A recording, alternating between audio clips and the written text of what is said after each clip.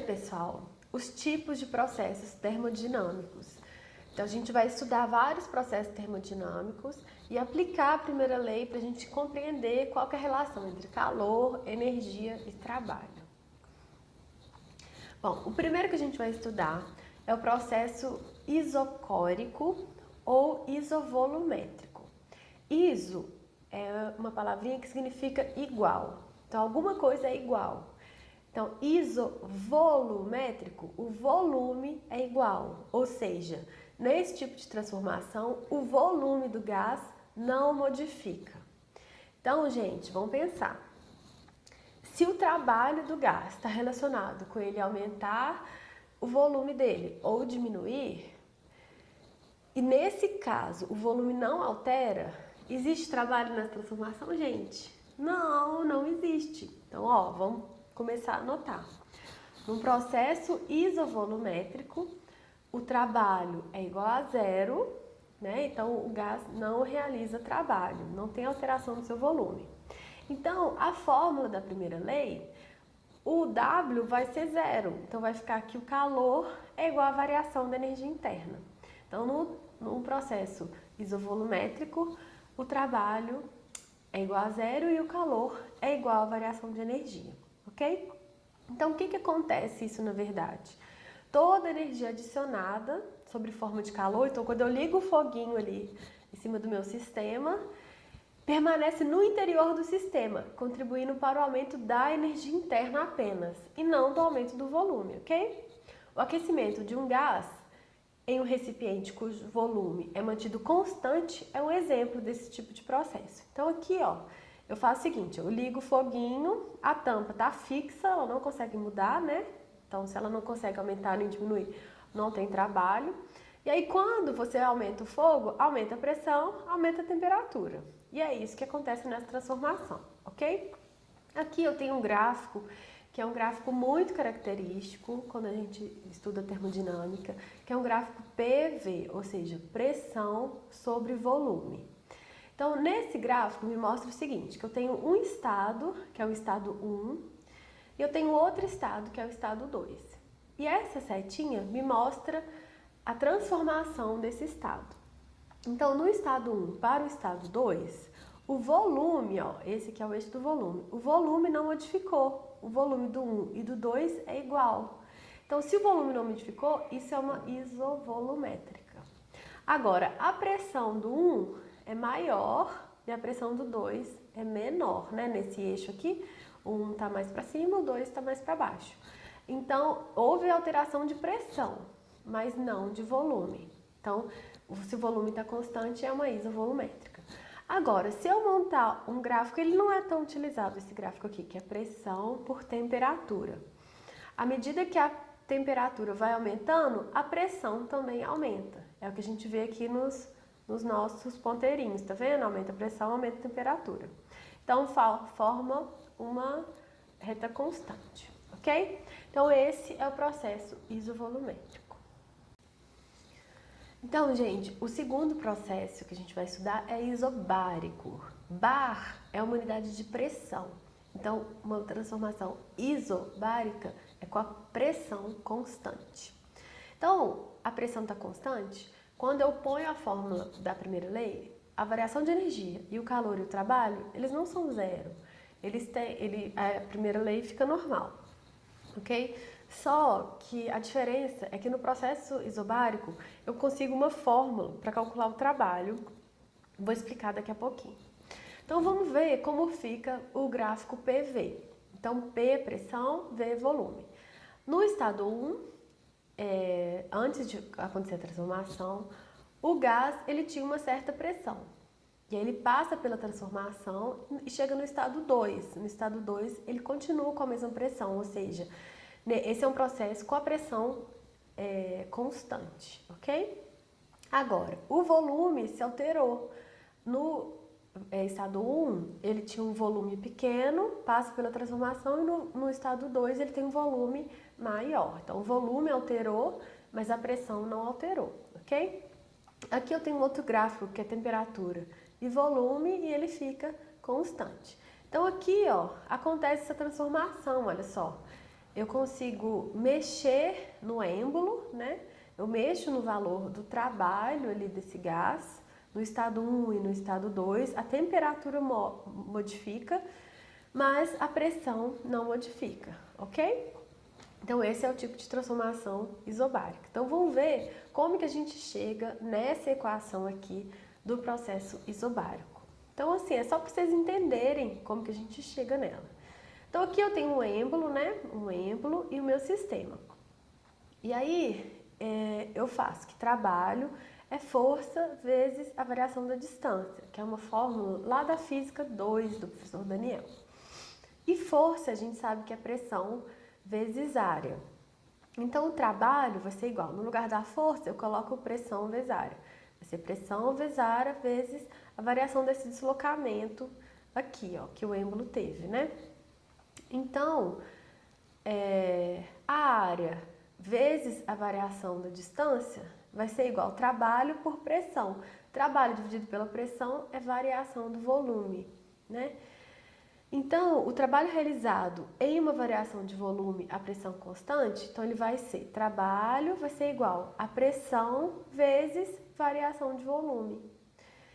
Ou seja, o trabalho vai ser igual a pressão vezes variação de volume, volume final menos volume inicial. Então, essa fórmula eu uso para transformações isobáricas. Uma outra forma da gente ver e chegar nessa equação é analisando o gráfico PV. Então, aqui eu tenho o gráfico PV, a transformação 1, a transformação 2, o estado 1, o estado 2 e a transformação entre elas. Então, entre 1 e 2, a pressão ficou constante, só que teve uma alteração de volume. Gente, anota isso que é muito importante. Toda vez que eu tiver um gráfico PV, a área abaixo do gráfico, que é essa área cinza, me dá o trabalho, mas não apenas na isobárica, em qualquer transformação. E aqui a gente vai usar isso, né, a área abaixo da curva, para a gente chegar nessa equação. Então, olha só, o trabalho vai ser essa área aqui de baixo. Então, como que eu calculo a área desse retângulo, desse quadrado? Base vezes altura, né? A altura é o valor da pressão. Então, o trabalho vai ser pressão vezes. E aí, essa base aqui é o volume 2 menos o volume 1, né? Para me dar essa diferença aqui. Volume 2 menos volume 1. Então, base, que é isso daqui, vezes a altura, me dá o trabalho, que é essa fórmula do trabalho também. Então, é uma outra forma de a gente chegar nessa equação, ok? Mas não precisa você saber chegar, é só você entender de onde que ela veio. Então, na isobárica, a fórmula da primeira lei continua constante, mas a gente tem essa formulinha aí pra gente encontrar o trabalho, ok? Ótimo! Então, agora vamos ver o terceiro processo, é o processo isotérmico. Então, como o nome já diz, a temperatura vai ficar constante. Então, para o processo ser isotérmico, é necessário que a transferência de calor para dentro ou para fora do sistema seja suficientemente lenta, possibilitando que o sistema permaneça em equilíbrio térmico. Não há variação de temperatura, mas há troca de calor. Então, olha só, gente, você não pode falar como a temperatura é constante que o Q do calor é zero, não é. Existe sim troca de calor, mas ela é lenta, ok? Então, é um processo que a variação de energia é igual a zero e não o calor. Então, a variação de energia é igual a zero. Então, na equação da primeira lei, o ΔU vai ser zero. Então, o calor vai ser igual ao trabalho. Ou seja, todo o calor que o gás, que o sistema receber, ele vai usar para mexer a tampa e não para mudar a sua temperatura. Então, aqui tem um exemplo disso. Então, eu tenho o foguinho aqui e à medida que o gás vai ficando mais agitado, ele vai aumentando o seu volume, ok? Então, acaba que a temperatura vai ficar cravada aqui, não vai mexer. Mas o volume vai mexer e assim a pressão vai mexer, ok? Num gráfico PV, está invertidinho, né? Ele é uma curva. Então, uma coisa muito legal para a gente entender quando é um processo isotérmico é que a curva, no gráfico PV, ele é uma curva. Então, os outros que a gente estudou sempre era uma retinha, ou vertical ou horizontal. E no isotérmico ele é uma curva. É esse daí, ó. Então, o diagrama PV, Agora eu botei ele bonitinho. Ele é assim, sempre uma curva. E a área aqui de baixo, né, de cinza, é o trabalho. Ok? Bom, e aí, um último processo, que é um processo mais diferentão, assim, é o processo adiabático. Então, o processo adiabático é aquele para o qual não ocorre transferência de calor, nem para dentro, nem para fora do sistema. Então, agora sim, no adiabático, na equação da primeira lei, o calor vai ser igual a zero. Então, a variação de energia é igual a menos o trabalho. Então, essa é a fórmula do processo adiabático. Então, podemos impedir a transferência de calor, fechando o sistema com material isolante, ou realizando o processo tão rapidamente que não dá tempo suficiente para que ocorra um fluxo de calor apreciável. Então, por exemplo, um exemplo de processo adiabático é quando você estoura uma garrafa de champanhe. Então, o líquido ele estava ocupando volume. Você sacode, sacode, sacode, então você deixa ele bem mais agitado. Aí quando você abre ele, ou quando ele estoura, ele vai para fora da garrafa de uma forma muito rápida. Então ele muda de estado de uma forma muito rápida. Então não dá tempo de trocar calor, ok? Então geralmente o processo adiabático ele é assim, rápido. E quando o sistema se expande adiabaticamente, o trabalho é positivo. Então quando ele expande, o trabalho é positivo, né? O sistema realiza trabalho. Então, a variação da energia é negativa e a energia interna diminui. Então, olha, tá vendo que um é positivo e o outro é negativo? Se, no exemplo, o gás está expandindo, ele fica positivo, então esse fica negativo. E o inverso também é verdadeiro, né? Quando o sistema é comprimido, o trabalho é negativo. Então, a variação do U, né, a variação da energia interna, aumenta, ok? Gente, o gráfico PV da adiabática é fácil da gente entender. Então, como que eu vejo quando é um processo adiabático? Ele também é uma curva. Só que aqui, ó, eu tenho uma curva de temperatura constante, uma isotérmica, e aqui eu tenho outra isotérmica, que são essas linhas finas. Entre duas isotérmicas é um processo adiabático. Então, o processo adiabático é esse aqui, ó, com a linha mais grossinha, tá vendo? Então, sempre ele vai de uma linha, de uma isotérmica aqui no ponto A, até uma linha de outra isotérmica no ponto B. Então, ela é mais inclinada do que qualquer isotérmica. Então, assim, quando eu tenho só um gráfico PV e uma curva, com certeza é uma isotérmica.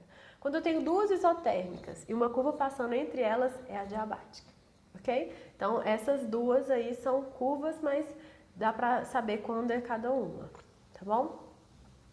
Gente, um exemplo de processo adiabático é no motor do carro. Então, vamos só abrir um parênteses como funciona o motor de um carro. Então, isso daqui são 4 processos, é um motor de 4 tempos. Então, como que acontece isso? Isso acontece de uma forma muito rápida, mas vou explicar devagarzinho. Então, primeiro, acontece a aspiração, né, de gás e do ar e do combustível, ok? Há uma aspiração. Então, o êmbolo, que é esse daqui, ele vai para baixo para poder aspirar esse ar e gás. Depois, ele sobe e comprime esse fluido aqui, né? Essa misturinha de gás, de oxigênio e de combustível. Acontece uma compressão. E aí depois, né, depois dessa compressão, acontece uma explosão. Porque aqui eu tenho uma vela, né, que é a vela do carro, que é essa daqui, ó, que dá a centelha. Então, quando ele está bem comprimidinho e tem a centelha da vela, ele explode. Então, quando ele explode, ele expande rapidamente e joga esse êmbolo para baixo. E aí ele vai para baixo e logo depois ele vai para cima, né? E aqui tem os gases da queima e eles vão para a exaustão, ok? Ou seja, ele sai do meu cilindro, tá bom? Então, esses são os 4 tempos de um motor, 4 tempos. E aqui é ele funcionando mesmo. Então, quando acontece essa explosão, há um giro muito forte, né, no eixo, todos eles estão ligados a um eixo, e aí sim dá a energia mecânica necessária para poder girar as rodas e fazer o carro andar, né? Então, olha só, vamos ver esse processo começando. Então, primeiro, aspiração, compressão, fagulha, explosão, exaustão, ok? Os 4. E aqui, os 4 acontecendo. Então, no processo adiabático, ele acontece na compressão e na explosão, que são processos muito rápidos. A compressão e a explosão são processos adiabáticos, sem troca de calor. Só a variação da energia interna. Legal, né? Bom, e aqui uma revisão de como são os gráficos PVs, de pressão e volume, para todos os tipos de transformação. Então, aqui eu tenho o gráfico PV. Então, olha só, gente, esse gráfico, que é uma horizontal, ele tá com a pressão constante, tanto nesse ponto quanto nesse. Então, pressão constante, isobárico, ok? Esse vertical aqui, eu tenho nesse ponto A e nesse ponto 2 o mesmo volume, então é isocórico ou isovolumétrico, ok? Essas curvinhas aqui, isotérmicas, né? Aqui, ó, isotérmica. Essa aqui, por exemplo. Todas essas aqui, ó. Essa, todas elas são isotérmicas. E entre duas isotérmicas, aqui, ó, pegou no ponto A, uma isotérmica, e no ponto 1, outra isotérmica, é uma diabática, ok? Então, a gente precisa saber identificar e construir esse gráfico PV para todos os tipos de transformação, tá bom? Ótimo. Então, agora, gente, vamos fazer um exercício super completo para a gente entender quando que eu vou usar, quando que eu vou estudar tanto o gráfico PV quanto a primeira lei da termodinâmica. Então, vamos lá. O gráfico PV da figura indica uma série de processos termodinâmicos. Então, aqui eu tenho vários processos termodinâmicos, tá vendo? A, B, C e D são estados e entre eles eu tenho processos, tá vendo? As setinhas me mostram o processo. No processo AB, então assim, ó, processo AB é indo do estado A para o estado B. Então, é esse aqui que ele tá falando, ó. 150 joules de calor são fornecidos ao sistema. Então, eu sei que no processo AB, ele está recebendo, né, são fornecidos ao sistema 150 joules de calor. Então, naquela fórmula da primeira lei, o Q no processo AB eu já sei. O Q vale 150 joules. No processo BD, então, que é o processo BD, do estado B para o D. Então, é esse processo aqui, ó. 600 joules de calor são fornecidos ao sistema. Então, ele recebe aqui 600 joules de calor. Então, eu sei que nessa transformação, o Q vale mais 600 joules. No de cima também vai ser mais, né?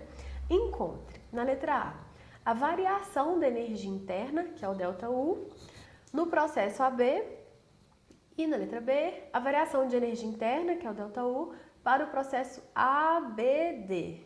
Processo ABD. Então, o que eu vou fazer? Vou fazer primeiro o processo AB, depois o BD e tirar, fazer a soma deles, né? Então, vamos fazer devagarzinho pra gente aprender isso daí, tá bom? Então, vamos lá, na letra A. Então, o dado que a gente tem é que no processo AB, ele recebe 150 joules de calor. E eu quero saber o ΔU desse processo.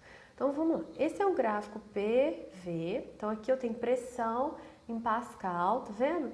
E aqui eu tenho volume em metro cúbico. Então, olha só, vamos ver o processo AB. Processo AB. Então, no processo A, eu tenho essa quantidade de volume aqui, 2 vezes 10 a menos 3. E no estado B, eu tenho o mesmo volume. Então, gente, responde aí. Qual tipo de processo é esse? Se o volume é igual, isovolumétrico. Então, gente, não ocorre variação de volume. Então, vamos pensar. Se não ocorre variação de volume, naquela fórmula da primeira lei, quem que vai zerar? O trabalho. Porque o trabalho é quando o gás move o êmbolo, move a tampa para cima e para baixo, modificando seu volume. Se o volume não mexe, o trabalho é zero, ok? Então, ó, na fórmula da primeira lei, o trabalho vai ser zero. Então, esse daqui vai ser zero. Então, a fórmula vai ser variação de energia é igual ao calor. Variação da energia interna do AB vai ser igual ao calor do AB. E no exercício ele já me falou que o calor é 150. Então, a variação de energia do AB vai ser 150 joules. Ótimo, né? Beleza. Vamos para a letra B? Ótimo, gente. Então, para a gente resolver a letra B, a gente precisa lembrar alguns dados do problema. Que o AB tem 150 joules de calor e o BD 600 joules de calor. E eu quero saber a variação de energia interna do processo ABD. Ótimo. Então, a variação de energia do AB a gente já sabe. Agora, a gente precisa saber do BD. Então, vamos ver qual que é esse processo BD. Então, o processo BD é esse daqui. No processo BD, quem fica constante é a pressão. Então, eu tenho uma transformação com a pressão constante, ou seja, uma isobárica, tá bom? E na isobárica, na fórmula da primeira lei, ninguém é zerado, mas eu tenho uma equaçãozinha para calcular o trabalho, lembra? Então, ó, vou usar ela. Então, ó, BD com pressão constante, logo o trabalho realizado pelo sistema vai ser esse daqui. Então, o trabalho vai ser a pressão vezes a variação do volume. Sempre final menos inicial. Então, olha só, BD. Esse daqui é o final, que vai ser esse volume, 5 vezes 10 a menos 3, menos o inicial, que é esse volume, 2 vezes 10 a menos 3. Tudo isso vezes a pressão, que é 8 vezes 10 a 4. Então, vai ser pressão, 8 vezes 10 a 4, vezes o volume do D, que é esse 5 vezes 10 a menos 3, menos o volume do B, 2 vezes 10 a menos 3. Então, fazendo essa continha, acho 240 joules. Então, o trabalho do BD vai ser 240 joules. Beleza. Agora, ele me pediu o trabalho completo, né, do ABD. Só que no AB o trabalho é zero, lembra? E no BD a gente já achou que o trabalho é 240. Então, desse processo grande, ABD, o trabalho vai ser zero do primeiro mais 240 desse segundo. Então, vai ser 240, ok? Ótimo. E o calor total? O calor total é o calor do AB mais o calor do BD. O calor do AB mais 150, do BD mais 600. 150 mais 600, 750 joules do processo total, tá bom? Então, ó, consegui o trabalho total, consegui o calor total. Então, usando a primeira lei da termodinâmica, que é essa daqui, né? Variação de energia, calor menos o trabalho, eu chego no valor da energia interna, que vai ser o calor total 750, ó, menos o trabalho total, que é 240, menos 240. Então, a variação de energia do ABD é 510 joules. Ok, gente? Então, o que eu fiz? Eu fiz isso para o processo inteiro, ABD, tá bom? Bom, gente, então era isso que eu queria passar para vocês. Espero que vocês tenham gostado. Aula que vem a gente continua com a termodinâmica, mas a gente vai estudar a segunda lei, ok? Obrigada pela presença, bons estudos e até mais!